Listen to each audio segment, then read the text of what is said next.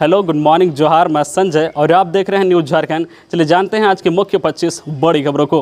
पहली बड़ी खबर की बात करें तो झारखंड में 6 से 8 सप्ताह में आ सकती है कोरोना की तीसरी लहर। सीएम बोले गाइडलाइन का सख्ती से करे पालन। झारखंड में कोरोना वायरस की तीसरी लहर अगले 6 से 8 सप्ताह के अंदर आ सकती है, ऐसा विशेषज्ञों ने अनुमान जताया है। इसे लेकर मुख्यमंत्री हेमंत सोरेन ने कहा कि हमें कोरोना गाइडलाइन का सख्ती से पालन करना होगा। कोविड-19 से बचाव के लिए वैक्सीन ले और दूसरों को भी इसके लिए प्रेरित करें। सीएम हेमंत सोरेन ने ट्विटर पर लिखा है कि साथियों, आज भले ही अपने राज्य में संक्रमित मरीजों की संख्या पूरे देश में सबसे कम है, भले ही हमारी रिकवरी 98% से ज्यादा है, पर खतरा अभी टला नहीं है। एक्सपर्ट के अनुसार 6 से 8 सप्ताह में तीसरी लहर हमें परेशान कर सकती है। राज्य सरकार ने तीसरी लहर से लड़ाई हेतु तैयारियां पुख्ता कर ली है, पर आप सभी के सहयोग के बिना यह संभव नहीं है। लॉकडाउन में भले ही छूट दे दी गई है, पर आप कोरोना के गाइडलाइन का पालन पूरी सख्ती और मुस्तैदी के साथ खुद भी करें और दूसरों को भी समझाएं। अगली बड़ी खबर की बात करें तो आज 21 जून को अंतर्राष्ट्रीय योग दिवस कार्यक्रम को सुबह 6:30 बजे संबोधित करेंगे प्रधानमंत्री नरेंद्र मोदी। 21 जून को 7वें अंतर्राष्ट्रीय योग दिवस कार्यक्रम को पीएम नरेंद्र मोदी सुबह करीब 6:30 बजे से संबोधित करेंगे। इस बार योग दिवस का थीम तंदुरुस्ती के लिए योग है। बता दें कि कोविड-19 महामारी और सामूहिक गतिविधियों पर लागू प्रतिबंधों के मद्देनजर इस बार अंतर्राष्ट्रीय योग दिवस पर आयोजित होने वाला जो प्रमुख कार्यक्रम एक टेलीविजन कार्यक्रम होगा और इस टीवी कार्यक्रम का मुख्य आकर्षण प्रधानमंत्री नरेंद्र मोदी का संबोधन होगा। प्रधानमंत्री नरेंद्र मोदी ने रविवार को ट्वीट कर कहा है कि 21 जून को हम 7वां योग दिवस मनाएंगे। अगली बड़ी खबर की बात करें तो झारखंड वासियों के लिए बड़ी खुशखबरी। झारखंड बिहार को स्वास्थ्य सुविधाओं की सौगात। देवघर एम्स के ओपीडी का इस तारीख को होगा उद्घाटन। झारखंड के देवघर एम्स के ओपीडी के उद्घाटन की तारीख तय हो गई है। उद्घाटन के लिए केंद्रीय स्वास्थ्य मंत्रालय और राज्य सरकार के बीच सहमति बन गई है। उद्घाटन 26 जून को दिन के करीब 1 बजे वर्चुअल तरीके से होगी। दिल्ली के केंद्रीय स्वास्थ्य मंत्री डॉक्टर हर्षवर्धन और रांची से मुख्यमंत्री हेमंत सोरेन इसका ऑनलाइन उद्घाटन करेंगे। वर्चुअल उद्घाटन समारोह में गोड्डा सांसद डॉक्टर निशिकांत दुबे भी रहेंगे। देवघर एम्स के ओपीडी के उद्घाटन को लेकर पूरी तैयारी कर ली गई है। ओपीडी चालू हो जाने से संताल, परागन के साथ साथ गिरिडीह, धनबाद सहित पूरे झारखंड और बिहार के भागलपुर, जमुई, बांका और पश्चिम बंगाल के कुछ जिलों के रोगियों को भी यह सुविधा मिल पाएगी। अगली बड़ी खबर की बात करें तो पेट्रोल डीजल के दाम 7वें आसमान पर। फिर बढ़े पेट्रोल डीजल के दाम। पेट्रोल डीजल का बाजार कल फिर गर्म हो गया है। सरकारी तेल कंपनियों ने कल पेट्रोल के दाम में 29 पैसे प्रति लीटर की बढ़ोतरी कर दी है। दूसरी तरफ डीजल में भी 28 पैसे प्रति लीटर महंगा हो गया है।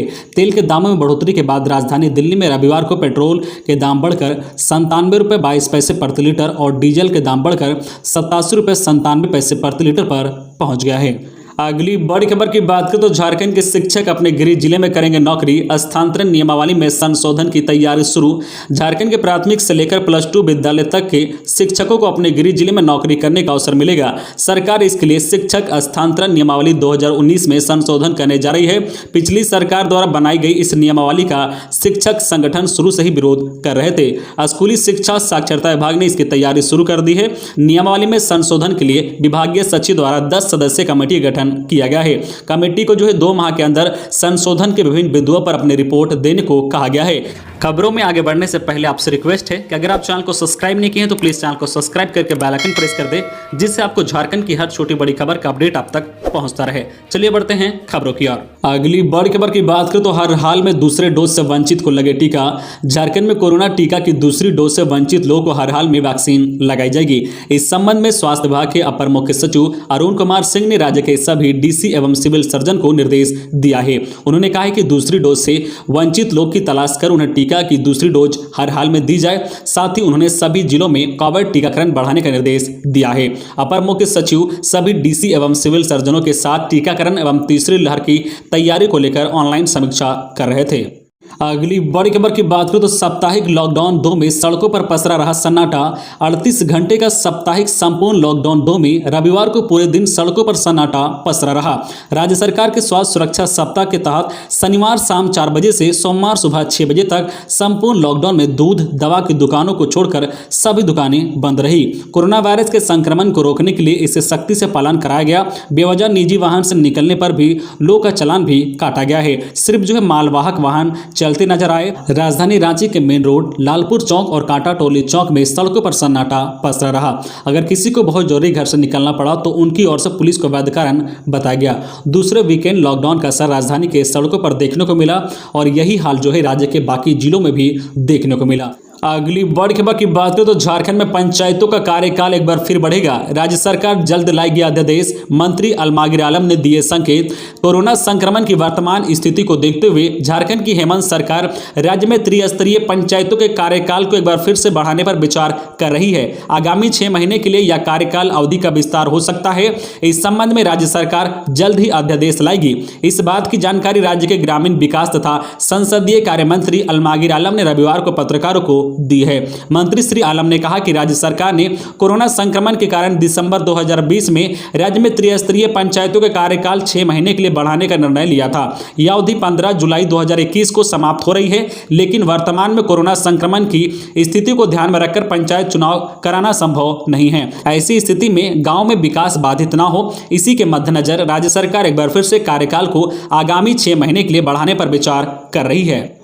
अगली बड़ी खबर की बात करें तो फोटो युक्त राशन कार्ड दिखाकर भी ले सकेंगे कोरोना का टीका। ये 8 दस्तावेज भी मान्य। अब कोई भी योग्य व्यक्ति फोटो पहचान पत्र के रूप में फोटो युक्त राशन कार्ड दिखाकर भी कोरोना का टीका ले सकेंगे। केंद्र ने टीकाकरण अभियान में तेजी लाने के लिए इसे भी फोटो पहचान पत्र के रूप में मान्य किया है। राष्ट्रीय स्वास्थ्य अभियान झारखंड के विशेष कार्य पदाधिकारी नमन प्रियेश लकड़ा ने सभी सिविल सर्जन को इसकी जानकारी देते हुए इसे लागू करने को कहा है। बता दें कि अभी तक जो है कोरोना का टीका लेने के लिए 8 दस्तावेजों को फोटो पहचान पत्र के रूप में मान्यता मिली थी। इसमें आधार कार्ड, मतदान फोटो पहचान पत्र, driving licence, PAN card, pension passbook, national population registrar के तहत प्राप्त स्मार्ट कार्ड, पासपोर्ट, दिव्यांग प्रमाण पत्र शामिल थे। अब इन पहचान पत्रों के अलावा फोटो युक्त राशन कार्ड पर भी कोरोना का टीका दिया जाएगा।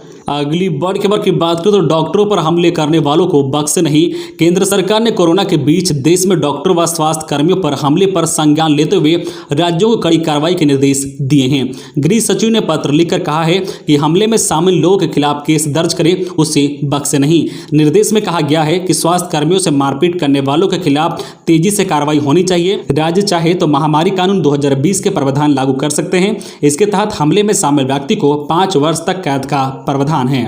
अगली बड़ी खबर की बात करें तो झारखंड में ब्लैक फंगस के एक और मरीज मिले। झारखंड में रविवार को ब्लैक फंगस का एक और मरीज मिला है।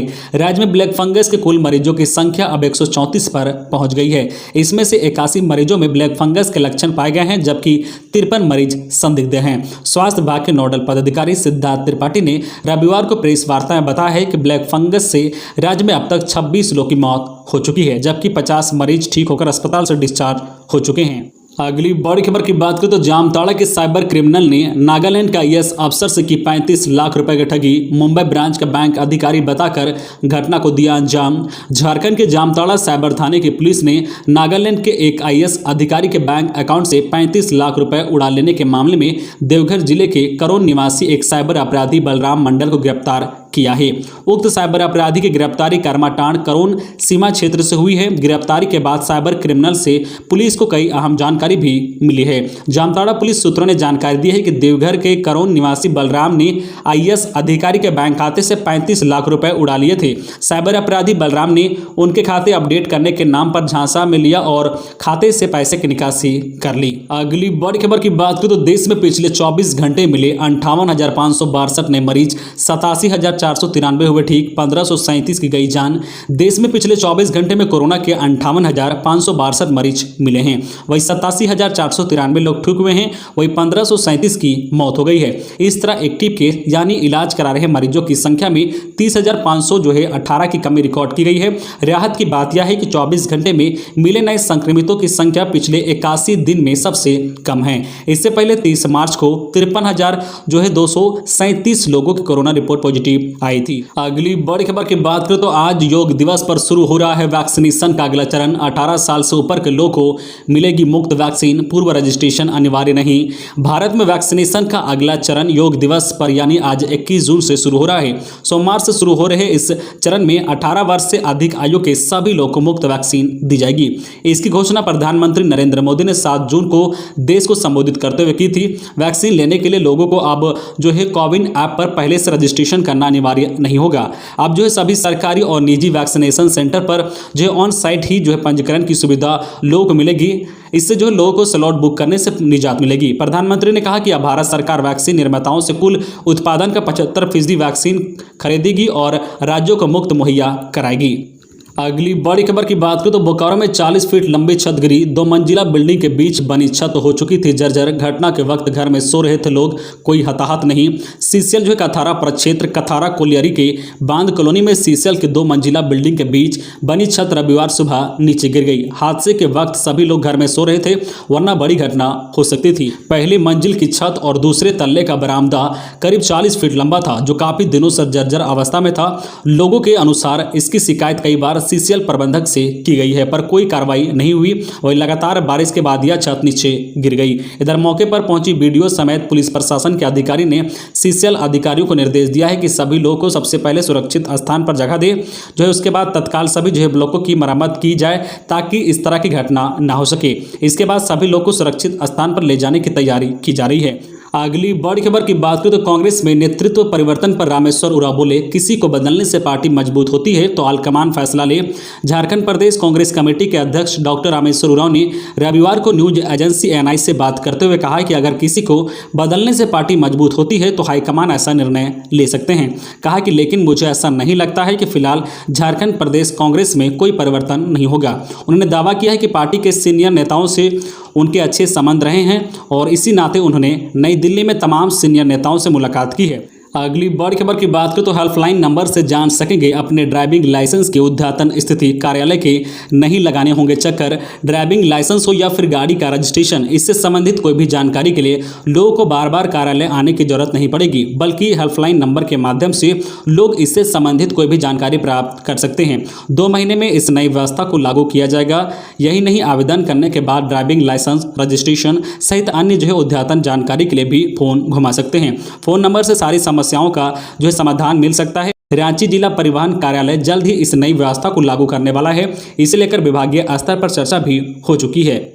अगली बड़ी खबर की बात करें तो पुरानी पेंशन योजना का लाभ देने का मामला। हाईकोर्ट ने कहा कि 2 सप्ताह में जवाब नहीं दाखिल करने पर लगेगा हर्जाना। झारखंड हाईकोर्ट के जस्टिस आनंद सेठी की पीठ में पुरानी पेंशन योजना का लाभ दिए जाने की मांग को लेकर दाखिल याचिका पर सुनवाई हुई। सुनवाई के दौरान अदालत ने सरकार को जवाब दाखिल करने का अंतिम मौका दिया है। अदालत ने कहा कि यदि उच्च एवं तकनीकी शिक्षा विभाग की ओर से 2 सप्ताह में जवाब दाखिल नहीं किया गया तो कोर्ट विभाग पर भारी हर्जाना लगाएगा। अदालत ने इस मामले की सुनवाई 3 सप्ताह के लिए स्थगित कर दी है। इस संबंध में अजय सिन्हा एवं अन्य ने झारखंड हाईकोर्ट में याचिका दाखिल कर पुरानी पेंशन व्यवस्था लागू करने का आग्रह किया है। अगली बड़ी खबर की बात करें तो झारखंड में जुलाई से रफ्तार पकड़ेगी कोरोना वैक्सीनेशन। केंद्र ने आवंटित की 33 लाख डोज वैक्सीन।